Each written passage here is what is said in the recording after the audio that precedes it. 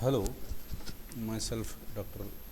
K. Solkar from Department of Electronics and Telecommunication, KK Institute of Engineering Education and Research, Nasik. Today I am going to speak on biotelemetry, which is required in the field of biomedical electronics. So, let's see that what is the need of biotelemetry first of all, and then we'll see what are the contents or elements of the biotelemetry. Sometimes it is necessary to monitor physiological events from a distance in the following applications. The applications includes the RF transmission for monitoring astronauts in space, to obtain an exercise ECG, not a steady ECG when patient is lying on a bed, but when patient or the person is taking the exercise during that period, the ECG needs to be monitored or ECG needs to be recorded. The patient monitoring in an ambulance and in other locations away from the hospital.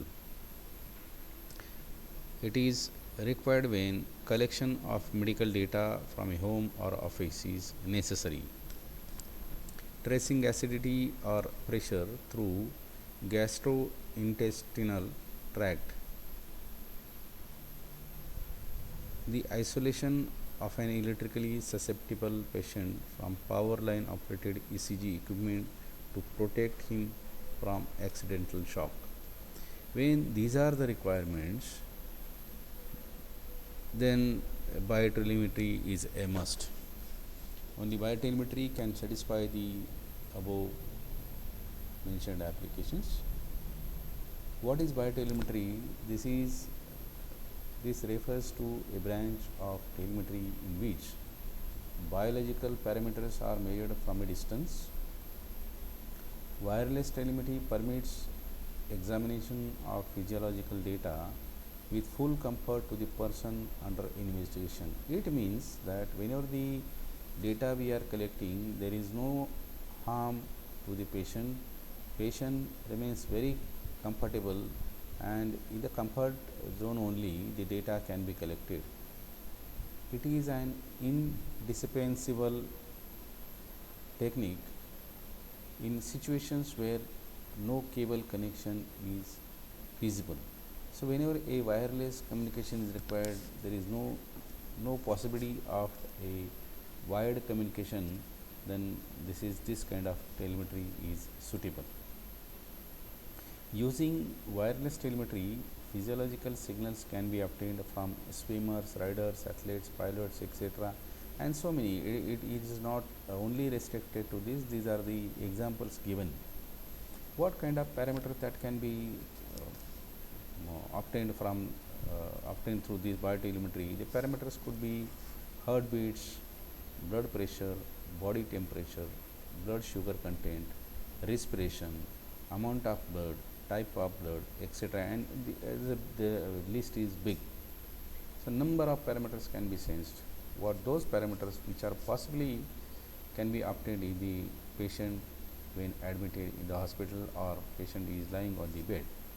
So it is also useful when the during the transportation within the hospital area, when transportation taking place, for continuous monitoring of the patient sent to other wards or clinics for checkup or therapy. So when it is necessary to maintain the data, or the data needs to be continuously monitored when patient is moving, in such case the biotelemetry helps us.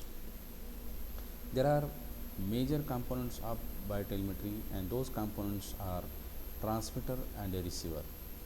So transmitter, it consists of an ECG amplifier, it consists of a subcarrier oscillator, and it consists of a UH transmitter, that is ultra high frequency transmitter, along with the dry cell batteries.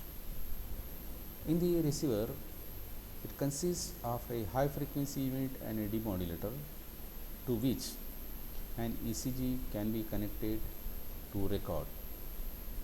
It consists of a cardioscope to display and a magnetic tape recorder to store the ECG. A heart rate meter with an alarm facility can be provided to continuously monitor the beat to beat heart rate of the subject. So this is the block diagram which shows that how the transmitter and receiver works together. This is, of course, it is for the single channel ECG telemetry.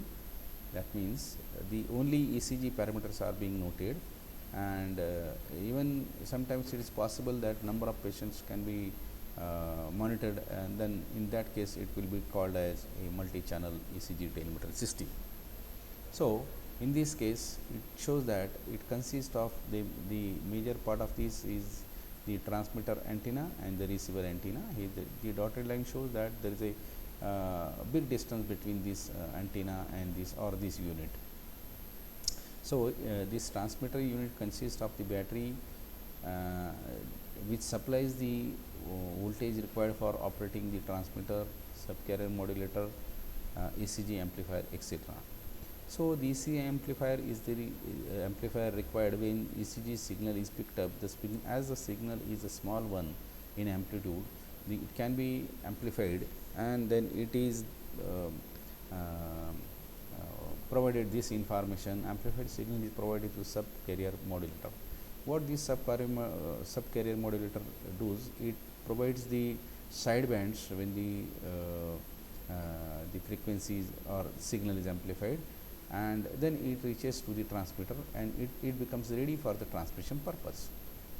Once it is transmitted through the air, then it reaches to the receiver antenna, and the first block which comes into the picture is the RF amplifier. This signal which we receive is the amplified by using RF, that is radio frequency amplifier.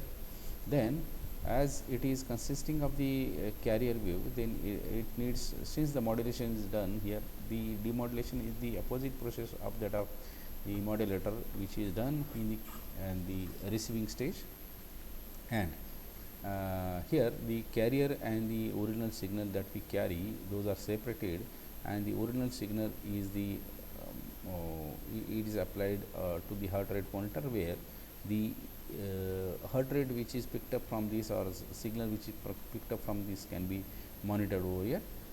It can be displayed on monitor, and at the same time see that when after demodulation, the if it is required to display continuously, if it required to this is used when the recording is to be made, so that in future it can be seen or it can be referred, and this is for the instantaneous display.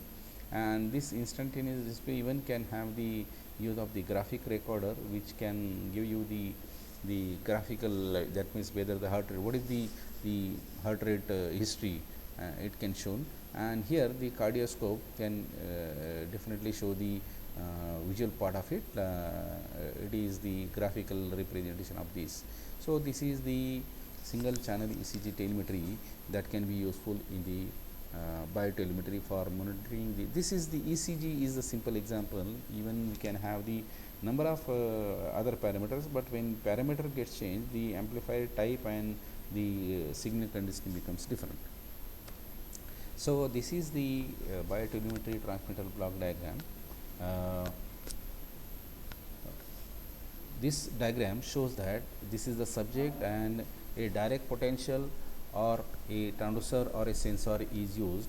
Whenever the direct potential is possible, it can be directly taken to the amplifier and processor for further processing, or in case when it is direct potential is not possible, in this case transducer or a sensor can be used, and the same thing, I mean the subject parameter can be applied to the given to the amplifier and processor for further part of it.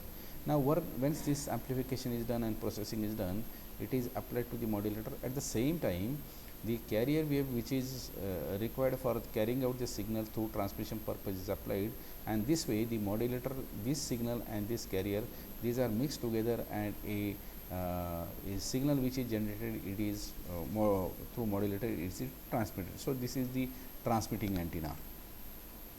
About this, the physiological signals are obtained from the subject by means of appropriate transducer. The signal is then passed through a stage of amplification and processing circuits that include generation of a carrier and a modulation stage for transmission. A radio frequency carrier is propagated in the form of electromagnetic waves through transmitting antenna. Information to be transmitted is impressed upon a carrier by a process known as modulation. The circuitry which generates the carrier and modulates constitutes the transmitter. This is the description of what the block diagram that we have just now discussed. Regarding the biotelemetry receiver, it is the receiving antenna. So signal is the input to this receiving antenna. Now the first of all, the signal is reaches to the tuner, where the required signal can be tuned here. And by the way, this is the block which is shown, these two blocks which are shown in the dotted rectangle. It shows the receiver, but when the tuner is tuning the required frequency, then at the same time, after tuning, it can be recorded for permanent purpose, and now it can be demodulated. So recording can be done and then demodulation. Here, after the tuning done by this tuner, the signal can be applied to the demodulator. Now chart and recorder is there, or you can we can say that this is the oscilloscope that can be utilized, so that the original signal which is transmitted from this block can be received here through receiver, and the same signal can be recorded over. So this is the biotelemetry receiver block diagram. The description of this equipment capable of receiving the transmitted signal and demodulating it to recover the information comprise the receiver. By tuning the receiver to the frequency of the desired RF carrier, that signal can be selected while others are rejected. So this is the purpose, that signal of our interest can be taken out and the rest of the signals can be rejected. The range of this system depends upon the power and frequency of the transmitter, relative locations of the transmitting and receiving antennas, and the sensitivity of the receiver. The physiological signal is sometimes used to modulate a low frequency carrier called a subcarrier, often in the audio frequency range. The radio frequency carrier of the transmitter is then demodulated by the subcarrier. If several physiological signals are to be transmitted at a time, each signal is placed on a subcarrier of a different frequency. So it shows that the sidebands can be different, and number of subcarriers can be generated here. All of the subcarriers are combined to simultaneously modulate the RF carrier. Frequency multiplexing is required, or it can be used when the process of transmitting many number of channels or data at a time on a single RF carrier. So it can be on shared basis. This is much more efficient and less expensive than employing a separate transmitter for each channel. So if the cost of when the number of channel or multiplexing is done, or number of operations can be used through this, the costing gets reduced as natural. But when it is the case that when we do it for only single channel, the cost becomes quite high. At the receiver, a multiplex RF carrier is first demodulated to recover each of the separate subcarriers. So this information is about the biotelemetry transmitter and receiver. Thank you.